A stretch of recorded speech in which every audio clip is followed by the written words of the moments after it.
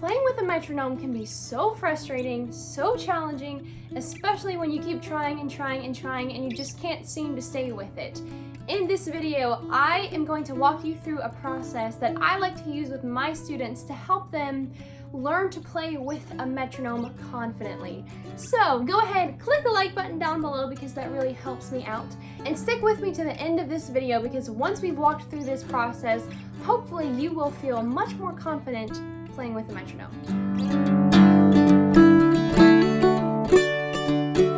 Chances are that if you clicked on this video, then you already know what a metronome is, but just so we're all on the same page, a metronome can be either mechanical or it can be digital. Mechanical metronomes have the literal metronome and it has a pendulum that swings back and forth, and then we have digital metronomes.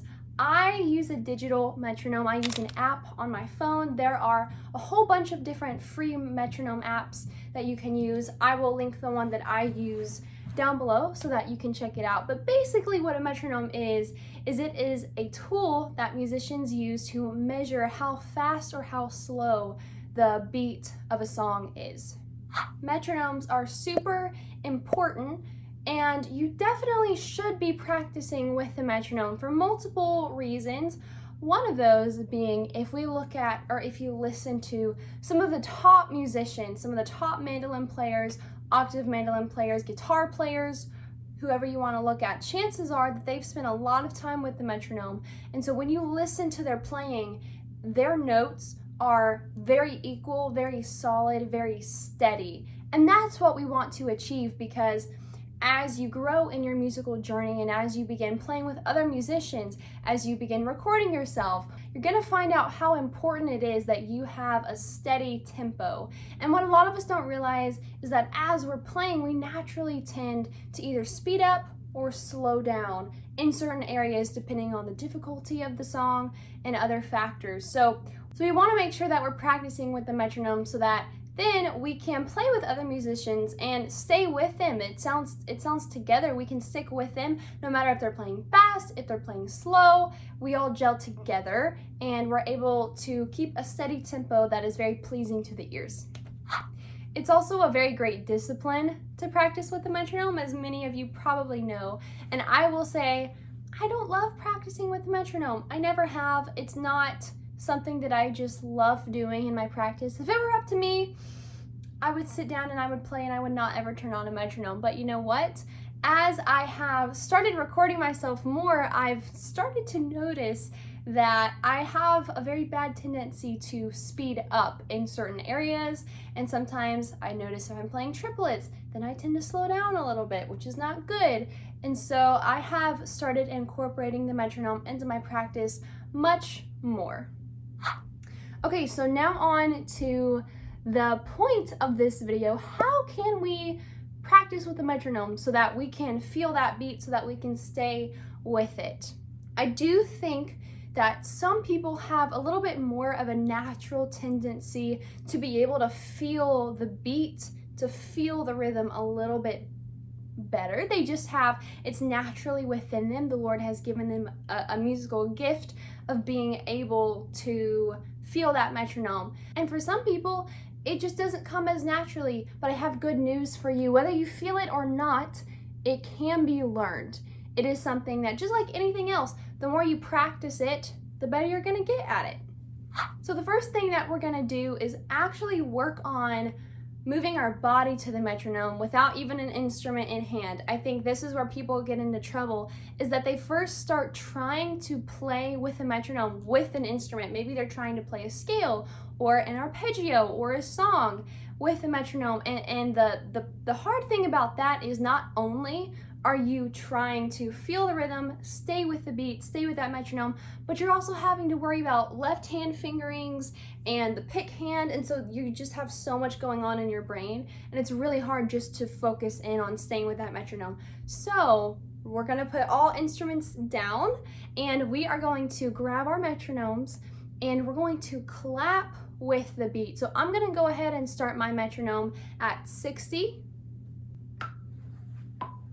Okay, this is my metronome at 60. So what we're gonna do is we're just simply gonna clap with every single one of these beats. And I have a metronome where I hear it, but then I can also look at it. My metronome's over here, if you can't tell. Where I can also look at it so that the light, I can see the flashing light, and that actually really helps me to be able to see it and hear it at the same time. So this is 60. We're gonna clap with each beat.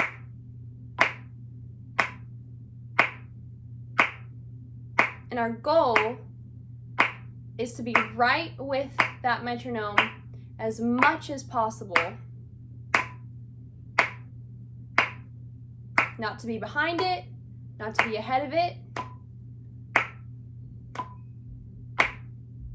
Okay, that's actually, honestly, it's not super simple. It's not super easy to do. It is simple, it's not easy to do. So I recommend just starting with this. I know it's simple and it doesn't seem like you're gonna make much progress doing this, but this is a great starting place. And even just for me, doing that, especially doing that while trying to talk, it was kind of hard. It really made me think. So go ahead, put your metronomes on, start here.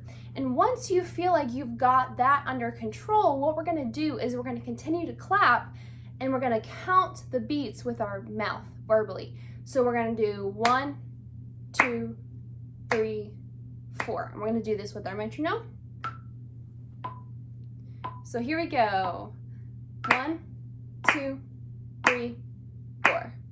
1, 2, 3, 4. Cool. Awesome. So now we're gonna make it a little bit more complicated. So what we're gonna do is we are going to keep our claps on the beats. So 1, 2, 3, 4 like we just did. But with our mouth, we're going to count in eighth notes. So we're gonna divide each one of these beats into 2 equal parts. So we're gonna count 1 and 2 and 3 and 4 and, okay? But we're gonna keep clapping on the beats. So our mouth and our claps are gonna be doing 2 separate rhythms. This is where it gets a little bit more complicated, and it might take you a little bit of time to get this under your belt, but this is something to work up towards. So I'm gonna keep my metronome at 60. Here we go. 1 and 2 and 3 and 4 and 1 and 2 and 3 and 4 and 1 and 2 and 3 and 4 and. Perfect. Okay, so now what we're doing is we're keeping the beat with our clap, but our mouth is doing a separate rhythm. Now this is super beneficial because when we're playing a song, especially if we just take, a simple bluegrass tune, the beat is gonna stay the same. We're gonna have 1, 2, 3, 4, but we're gonna be changing up the rhythm that we're playing, but we still have to be able to feel that beat and do all of the extra rhythm changes on top of that steady beat, if that makes sense. Sometimes you might be playing eighth notes, sometimes you might be playing triplets, sometimes you might be playing 16th notes, but that beat is always gonna stay the same. So I like doing this exercise because it trains you to keep the beat with your clap, but to say other rhythms with your mouth. So once you've got what we just did down, the eighth notes down, we're gonna go ahead and we're gonna do triplets. So triplets are very tricky because they're not an even subdivision. So we're gonna divide every beat now into 3 separate parts. Okay, so and the way that we're gonna count this is I like to just say triplet. So triplet, triplet, triplet, triplet. So we're gonna keep our claps on the beat and we're gonna say triplet with our metronome at 60 still. Okay. Triplet, triplet, triplet, triplet, triplet, triplet, triplet, triplet. Good. Okay, this one is a little bit trickier, so go ahead and practice that. Do that with your metronome until it feels really comfortable. And if you have trouble with this, then just keep practicing it for a little bit and then take a break from it, come back to it tomorrow and try it again. And the more that you do it, and the more that you practice, just clapping with that beat and then adding on the eighth notes and then adding on the triplets, the easier it's gonna get. Okay, so now we're gonna go ahead and go to 16th notes. So 16th notes are a division of the beat into 4 separate parts. And the way that we're gonna count this is gonna be 1 E and a, 2 E and a, 3 E and a, 4 E and a. Here we go. 1 E and a, 2 E and a, 3 E and a, 4 E and a, 1 E and a, 2 E and a, 3 E and a, 4 E and a. Okay, so that's the last subdivision that we're gonna do with our metronome. Okay, so now is the time when we're actually gonna grab our mandolins or guitars or whatever instrument you are on.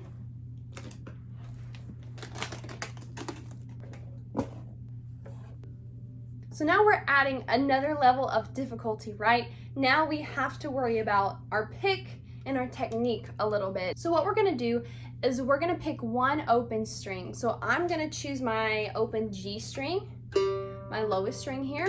And what we're gonna do is we're gonna walk through that same rhythmic process of starting with quarter notes, then going to eighth notes, then going to triplets, then going to 16ths. But we're gonna keep it just on an open string, okay?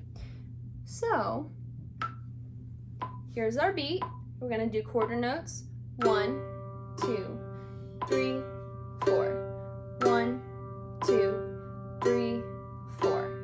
1, 2. Okay, let's go to eighth notes. 1 and 2 and 3, 4 and 1 and 2 and 3 and 4 and 1 and 2 and. All right, triplets. Triplet, triplet, triplet, triplet, triplet, triplet, triplet, triplet. 16ths. 1 E and a, 2 E and a, 3 E and a, 4 E and a, 1 E and a, 2 E and a, 3 E and a, 4 E and a.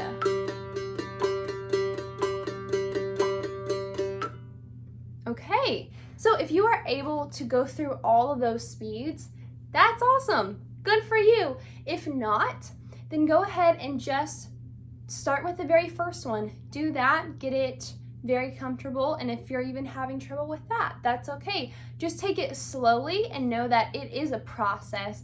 It's not gonna happen overnight, but if you continue to work on it, to practice even just counting with the metronome, just clapping with the metronome, you can even tap your foot as you're playing. All of those things are super helpful, and even if you don't have your instrument in hand, you can still practice this by clapping, talking, moving your body in some way with the metronome. Okay, so now we're gonna move to actually playing something. So I'm just gonna take a standard G major scale. Since a lot of people know a G major scale, I love to use this exact exercise with scales. So what we're gonna do is we're gonna start off with quarter notes like we've been doing. We'll play the G major scale up and down. And again, our goal is we're trying to make our notes match up exactly with the click of that metronome. And it's actually hard to do. And this is something that, I'll be honest, I don't think I'm the best at playing with the metronome. And I've noticed that recently. So this is something that I'm still working on, trying to get all of my notes even, especially when I'm playing a passage or a tune that has a bunch of eighth notes. Trying to get all of those eighth notes equal, trying to get them all even is difficult. And so this is an exercise that can help with that. So, okay, this is my metronome.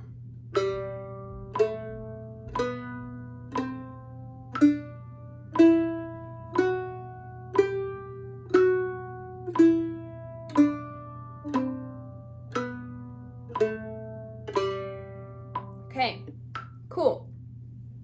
So that speed is fairly simple because every single note that we're playing is lining up with a beat. So now when we go to the eighth note, we're gonna divide each beat into 2 separate parts. So what I like to do to help me figure out how these notes match up with the metronome is I like to physically draw lines in my music of where the notes line up with the beats. So if we're doing an eighth note G major scale, I'll draw a line through the G and then the B, and then the D, and then the F sharp, so on and so forth. So that way we can see, okay, this note is supposed to be lining up with my first metronome click. This second note that I drew a line through, that is the note that is supposed to be lining up with my second metronome click. So that way visually I can see where I'm supposed to be, and then I know if I get off, because if I'm playing a note that has a line drawn through it, but it's not lining up with the metronome, then that means that I probably got off somewhere. So we'll go ahead and play the 8th note speed. Here we go.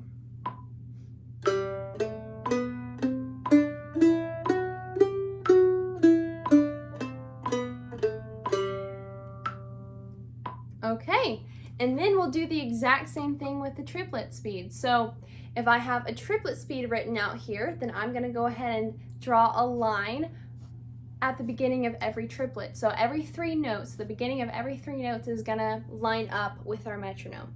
So we'll go ahead and do that speed.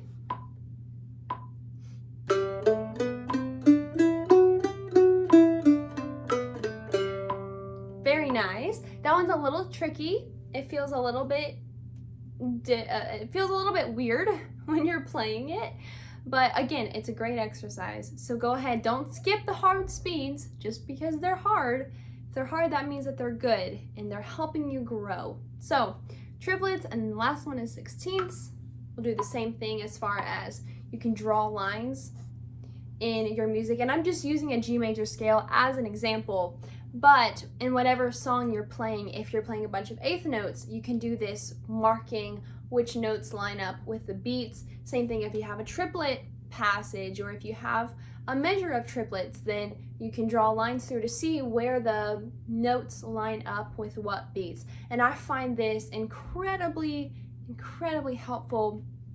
And I also recommend that, especially if you are a beginner, always print out your music that you're learning. And some of you may do this already, but I think that when you print it out, then you can mark it and draw lines through it and write stars in your music if there's a spot that you tend to get off. Make visual markers in your music that can help you as you're learning a song. So the last speed is 16ths.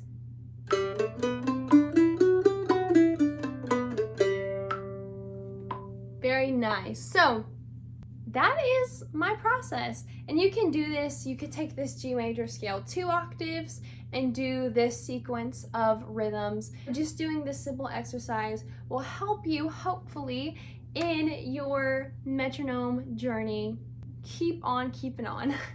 I know it can be frustrating, but the more you do it, the better you're gonna get. And I have seen people that literally could not stay with the metronome, could not even play 8th notes with the metronome, and they keep working on it, they keep getting it, and they learn it, and now they're able to play incredibly difficult rhythms. So it can be achieved, it can be done, you just have to keep working on it.